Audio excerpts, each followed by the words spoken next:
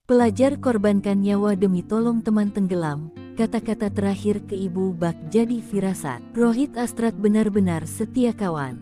Ia rela berkorban nyawa demi menolong teman yang tenggelam di Bendungan Waterfang, Lubuk Linggau.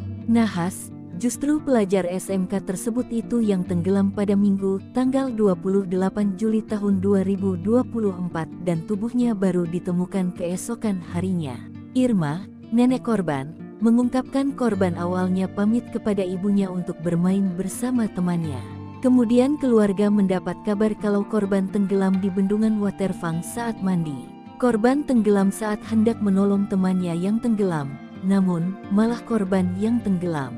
Cerita teman korban yang selamat, saat mereka mandi usai terjun dari jembatan, tubuh mereka seperti ditarik. Rohit dan teman-temannya yang awalnya bisa berenang seakan mendadak tidak bisa berenang. Tubuh Rohit Astrat akhirnya ditemukan setelah tenggelam di Bendungan Waterfang Lubuk Linggau, Minggu, tanggal 28 Juli tahun 2024. Pelajar SMKN 4 Lubuk Linggau ini ditemukan pada Senin, tanggal 29 Juli tahun 2024 tak jauh dari lokasi tenggelam.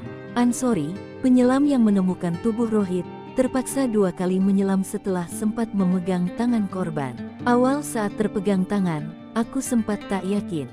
Jadi, keluar bendungan dulu untuk ambil napas, lalu menyelam lagi, kata Ansori. Ansori langsung berteriak minta tolong penyelam lain dan tim Basarnas yang ada di lokasi. Sempat saya angkat sendiri tapi tidak kuat, ujarnya.